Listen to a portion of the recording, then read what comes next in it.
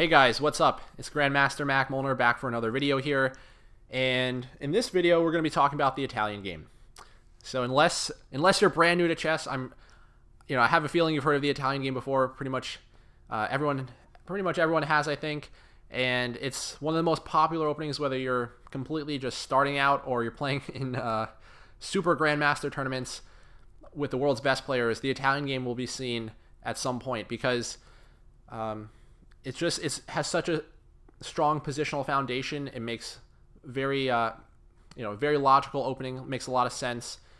So I had it posted up here for you to see right off the bat. But we'll go through the moves here, and I'll explain some of the ideas behind it. So one interesting thing about the Italian game is one of the oldest openings in chess, and starts out through this double king pawn opening. White plays knight f3, pressuring this pawn on e5. Developing a piece, black plays knight c6, guarding the pawn, and now bishop c4. So this is traditionally how the position is reached, and like I was mentioning, it's one of the oldest openings in chess history. The way I heard it was formed, and I'm not sure if this is totally accurate, so don't, no guarantees on this, but it's my understanding that actually the Italians and Spanish invented the modern rules of chess, and they decided how the bishops were going to move. They didn't always move on this unlimited diagonal. And the Italians, I guess, must have come up with this idea that this bishop is best placed here, attacking this f7 pawn. And this is really the signature of this whole opening, is this bishop here, pressuring f7. There's going to be tactical devices and themes throughout the Italian game. And from White's point of view, you should definitely be alert to tactics involving this pawn, and actually definitely for Black as well. You have to make sure you keep this pawn well guarded and secure. From White's point of view, you also want to make sure that you're really not interested in trading this bishop off unless it's for your opponent's light squared bishop. So moves like knight a5 can at times be a good defensive resource for Black, trying to eliminate this good bishop here. But let's hop into some of the main variations. So my intention with this video is to mostly focus on the pure Italian game, which is going to be started after bishop c5 here. I'm going to mention a couple other options, but I do plan to talk about knight f6, which is a really serious move in at least one future video. Whoops. So I will mention that the one key difference between knight f6 and bishop c5 is that knight f6 is going to give White the option to do the two knights attack, which goes straight after this pawn on f7 here. And this opening has caused numerous opening disasters in quick miniatures. So definitely want to make sure you know what to do. I'll give you a little brief example here of what Black should do. This is the most common response, the best defense, in my opinion. And yeah, I'll try to cover that at some point later on. But bishop c5 is the main move. There's also a couple other kind of sidelines here. d6 is a move. h6 is even played sometimes. I think this is just literally called the anti-fried liver defense. So it's just going as far out of the way as possible to stop this knight g5 idea from ever occurring. But as opening principles dictate, you don't want to be moving side pawns on move number 3. You have more productive ways of spending your first starting move. So not the move that should be recommended, but some people just hate the fried liver so much that they're absolutely no way on earth they're ever even gonna let the most remote chance of it happening occur. So yeah, I think it's kind of a funny variation, but yeah, don't play h6. It's not the best move. In fact, bishop c5 here still prevents this from happening because the queen on g5 covers that square for now. And then next turn you'll play knight f6 with the plan of castling, which is going to defend this pawn in extra time anyway. So h6 is not needed. You can play bishop c5 here, play the pure Italian game, and it will be just fine. Or you could even play a developing move like bishop e7, which is also pretty reasonable. And actually bishop e7 and d6 should actually lead to very similar positions. I think they may just directly transpose. And in fact, I'll analyze the variation starting from this move. Just so you see what I'm talking about. Yeah, d6 I think will likely transpose bishop e7 is what's normally played after white goes d4 here. So I'll start with this move. This is, as far as I know, the Hungarian defense. White typically plays d4, and we're going to see that in other variations, especially with the bishop on c5. White usually prepares this move with something like c3, so being able to play it in one turn is slightly more beneficial for white. And whoops. So yeah, this is why this is not seen as much. Black can take, although this gives white a pretty free hand in the center. They'll recapture here and have a nice space advantage, more comfortably placed pieces. So what black does is they'll typically play d6 here, and white has a lot of different approaches. One thing I'll just mention right off the bat is that I imagine that the computer is going to be fond of playing d5 here because it grabs some space. It will control territory on black's side of the board, prevent them from having some good squares for their pieces. And this approach is, I think, perfectly valid. It's fine. But in general, you just normally aren't interested in blocking this bishop on c4. This is your most valuable minor piece. So typically you're keeping it open where it can pressure f7 and give white some nice active play. But that's probably a reasonable way to play it at this point as well. You could also play something like c3, just reinforce the center. I actually think the move pawn takes pawn is kind of underrated here. And the reasoning is because after pawn takes, let's actually quickly look at knight takes. So I mentioned at several points that tactics on f7 are always kind of worth being alert to, and here maybe you can take a moment and try to figure out what white should play. But white has a nice idea here, and it does involve the f7 pawn. So just a simple variation of how this square can be weakened and be a problem. So white's going to play queen h5, and this has a very strong double attack. Whoops, not a sideways line here. Yeah, so you're just attacking f7, you're attacking e5, and yeah, black's actually in really big trouble. So just a simple move like knight takes e5 is already a huge mistake, and white is nearly winning out of the opening here. This double attack's really strong. In fact, after g6, this is, what black has a lot of weaknesses near their king, and white's already up a pawn. So that's quite good. Pawn takes is the better move. Now knight takes e5 doesn't work anymore. It's the wrong order to do this whole trick in. But I think queen takes d8, even though it's heading towards an endgame, and generally white's aiming for active play here. I think it's actually kind of pleasant for white because they're going to play knight c3, heading towards this nice square on d5. This bishop on d8 might get kind of stuck on that square. Also moves like bishop e3 and then to c5 can help keep the black king stuck in the center. And it's a little bit awkward for black to deal with these pieces on the back rank here. I didn't mention it, but black should take with a bishop, because if they take with a knight, then it leaves this pawn unguarded here. If they take with a king, then it leaves the f7 pawn unguarded. So that's not good. Yeah, so I think that's like the most major alternative to bishop c5 besides this knight f6 move. So let's talk about bishop c5 here. And white has a lot of approaches here. And I mentioned at the start that the Italian game is seen from, first starting out all the way up until the elite levels, the most elite games. And there's some different approaches that are taken by players of all ability levels, but one approach I see at the kind of like starting out stages is that white will often play knight c3 here, and that's reasonable. It leads to very, very symmetrical positions.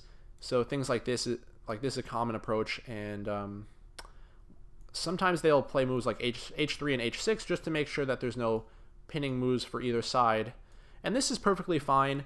It's a little more difficult to get an advantage this way, and it tends to just be like a very simple game, and that's fine. It's all, white and black are both playing principal developing moves, so you can't go too wrong with that. But if you're looking to get an advantage out of the opening, usually people will, especially the white person playing the white pieces, will be interested in playing a move like c3, setting up the idea of playing d4, or white will kind of stay flexible with a move like d3 here, castle early, and then kind of choose this setup with their pieces, which usually is aimed towards eventually playing d4 and grabbing the center.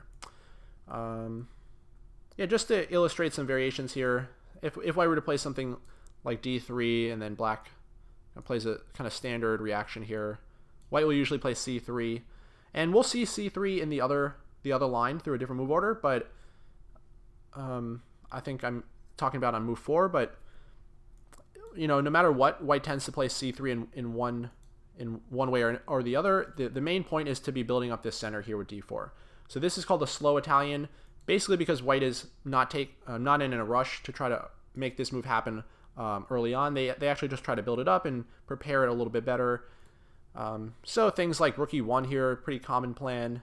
With something like h3, you can bring the knight back around to the king side and just posture all your pieces closer towards the center and enemy king, and then eventually play d4 when you're well prepared.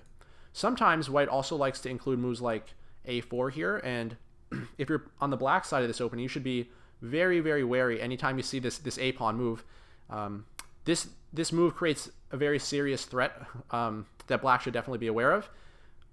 Let's say black just kind of plays a move that doesn't recognize as a threat. White's going to play b4 and then trap the bishop. So this is a major problem. So black will usually just move the a-pawn up in response to this. Both a6 and a5 are fine. Depends on which one you like. This one maybe keeps a grip on this square so it prevents a bishop attacking the knight later.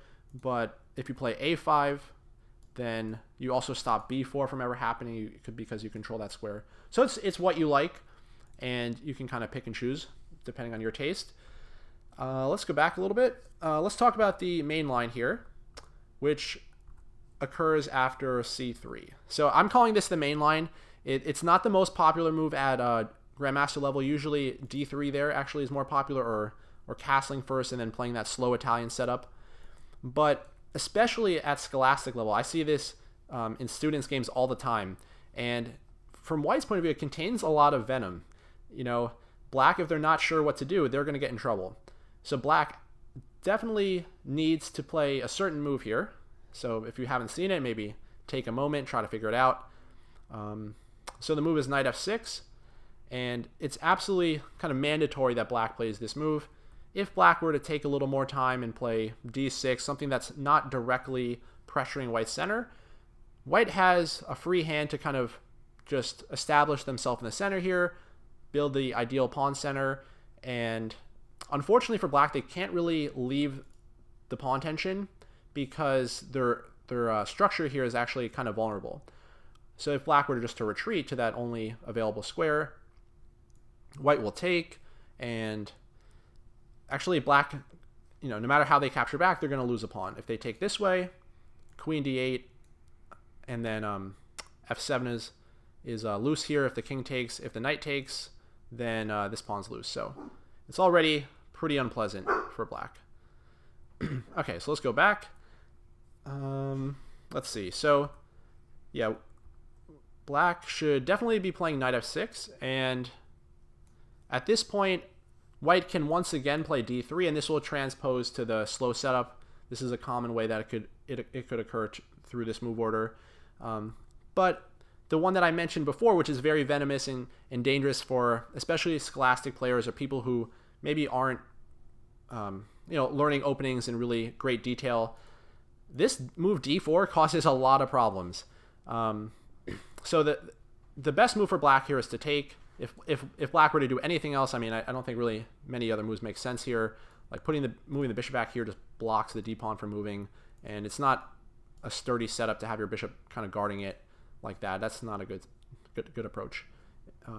It may also just lose material right away, but yeah, we don't need to be too concerned about it. Black should take, and then white will capture back, or they also have an option of playing e5, which is also quite challenging.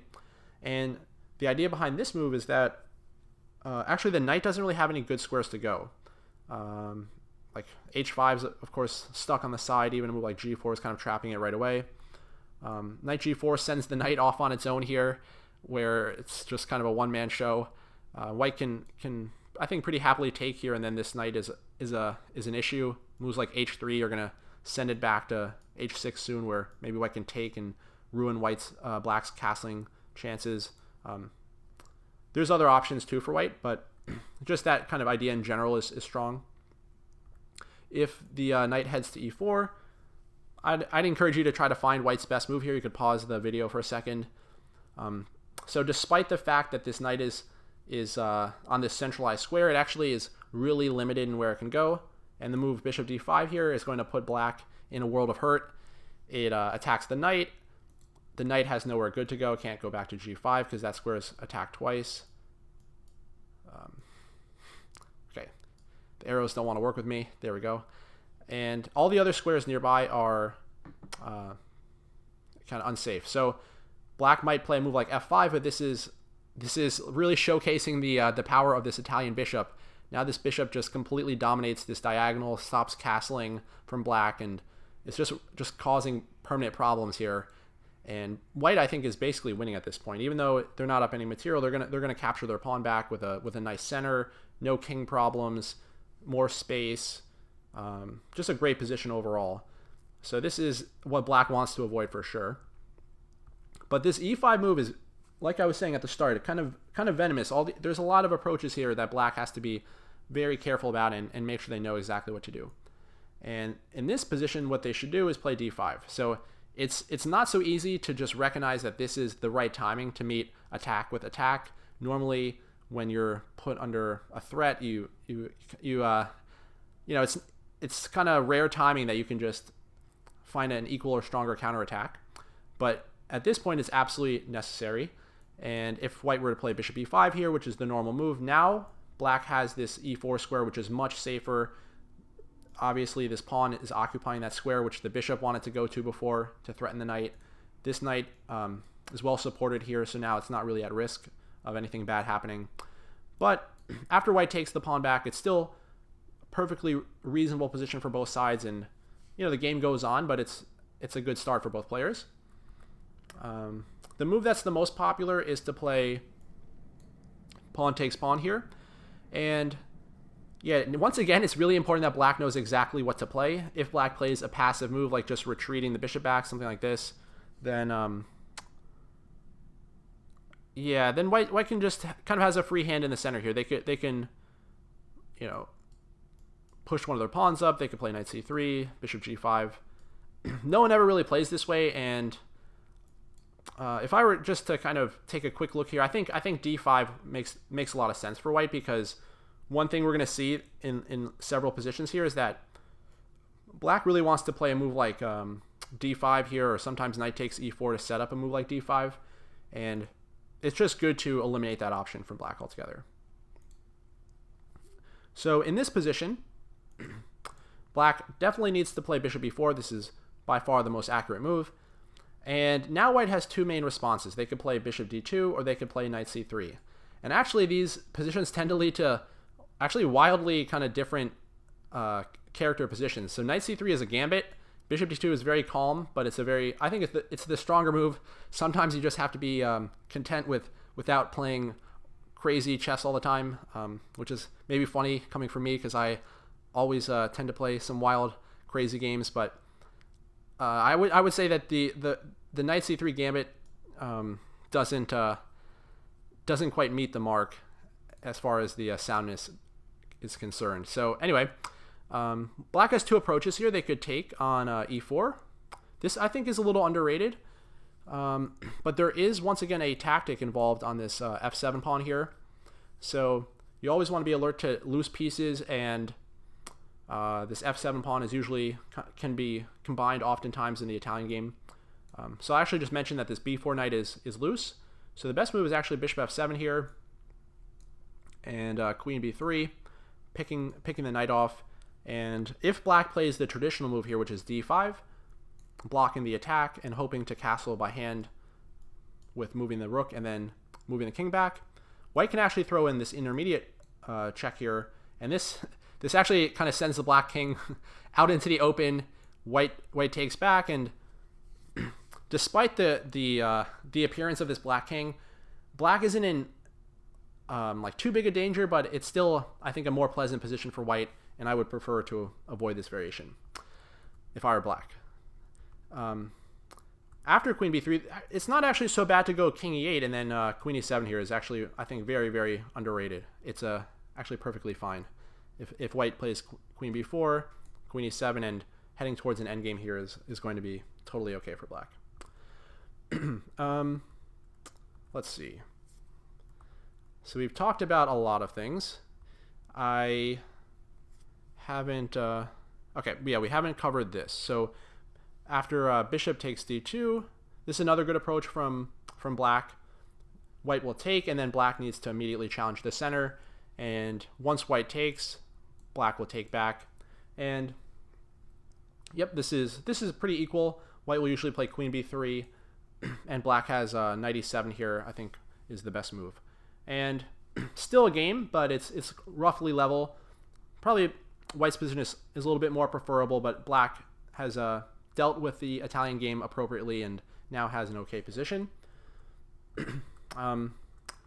The other option that we talked about was knight c3, and this is a really interesting but somewhat speculative gambit, which was played actually in another video I did between Steinitz and von Barley when I replayed a game, which is one of the most famous in history. An awesome game, just totally wicked attacks and sacrifices, which with beautiful complications. Just an awesome game. You should definitely look at it. But that game was played in the late 1800s, and our opening knowledge has progressed since then, of course. And in the game between them, they played a d5 here, which led to an advantage for white. The better move, which we're aware of now, is knight takes e4. And black's able to play this, of course, because of the pin, which is why this bishop e4 check is so crucial. It helps to prevent white from protecting their pawn appropriately on e4. So at this point, white should castle, and black needs to know exactly what they're doing here. If they even make a little mistake, they face some really strong attacks. So black should capture here on c3 with the knight. With the bishop. They should capture the knight with the bishop. If they take the other way, and then let's say get a little greedy, and note that this is maybe not ideal for black, regardless of whether they capture this pawn or not, just because it's gaining time for white. White's going to have moves like rook e1, quickly attacking down the open file, or maybe queen b3. There's just a variety of potentially dangerous things that black needs to worry about here. But I think the most kind of illustrative problem is that after bishop c3, there's already queen b3, for example, and this, yeah, the black king is just getting completely caught up here in this vicious attack. Moves like bishop f7 are in the air, so like let's say something like this. You can already take, I think, bishop g5 here, for example, and this queen's nearly trapped on d8. And now there's things like rook a1 or rook e1 piling on this knight here, and black's king is getting completely picked apart in the center here. There may be other good options for white there. Black just needs to know basically don't go for this. So black should play bishop takes knight, hoping to set up this move d5, which would solidify black's knight in the center, close the e-file, and definitely give black the better game. So just to show you what I mean, if white were to take and play a regular move, black will play d5, and now white doesn't have much of an attack. Black has an extra pawn. They're going to castle next turn. d5 is played here with a tempo attacking the bishop, so it's just a great position. Well, definitely a better position for black. Sometimes I don't want to overstate things, but it's between good and great. I'll be a little yeah. I'll go with a different approach there. So let's see. Yeah, we have bishop takes, and now white plays this really creative move d5. So I'm going to give a quick kind of recommendation here for black. Actually, I'll show you a really fancy thing that can happen. Let's see. So there's a couple of lines for black here. The one I'm going to recommend is knight e5, and now white takes. And what I'm going to recommend is you take this bishop, and then queen d4 gets played. and white has a triple attack. They attack this knight, and this pawn up here. And this is where I'll illustrate what can go wrong. But if black just knows that they're already up a knight and a pawn, they don't need to keep all their material here. They should just prioritize making their king safe. So they should castle. Just make it really clear here. They should just castle. If they try to get greedy and defend the knight, try to keep all their extra material, white will take. For instance, queen f6 here, defending the rook in the corner and trying to trade queens. White can actually trade queens. This is totally fine. Rook e1. King d8 is going to walk into a very strong pin with bishop g5. So king f8 is normally what's played. Bishop h6, king g8. Now white has this incredible attacking idea with rook e5, setting up this unusual mate with rook g5. So even without the queen here, the attack continues, and it's really, really overpowering. Knight d4 is a famous response, which leads to this beautiful forced checkmate after knight d2. The thinking here is that this knight is overloaded. It needs to guard this square on g5, preventing checkmate. And if black plays something like knight d6, d6, white's going to play knight takes e4, and then finish them off with knight f6 here. So awesome tactic and variation here for white. This is one of the reasons why this opening is still so popular, and this gambit gets played especially at scholastic levels and club levels, because it contains a ton of danger, and black needs to know like 20 moves of perfect opening theory to avoid disaster here. Normally what happens is I'll recommend my students not to do this, and then they'll see this like great trick and like, actually I'm going to play this for white. So we'll see if you find the same thing happening. But if black plays correctly, if they play something like castle, white can take either knight, but usually it's the center one. Knight d6 gets played.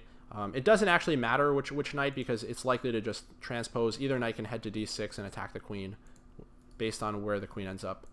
So white takes, knight d6. And I think at this point black is relatively comfortable. The computer will even kind of give black the edge here. The knight attacks the queen, and black will... Whoops, I didn't mean to do that. Definitely not that one. The queen will move somewhere like f4, and black has options like b6 to get the bishop in the game on one of these squares. Rook e8 is another move likely to get played here soon. And black's up a pawn. They're a little cramped, but still a pretty healthy extra pawn, and their bishop's going to get out on this diagonal, so they'll solve their development problems. And a really exciting opening, especially this final variation here. I tried to give a relatively unbiased approach here, so hopefully whether you're tempted to try this with white or you face it with black, I hope that this guide gives you some value here.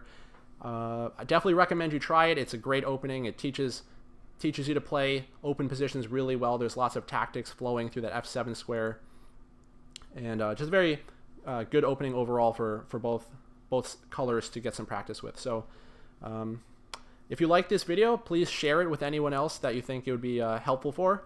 It helps to keep the content coming. And if you like videos like this, also come check out grandmastermac.com, which offers other courses and videos just like this one, famous games or openings. So come check it out. Otherwise, take care. I'll see you all next time.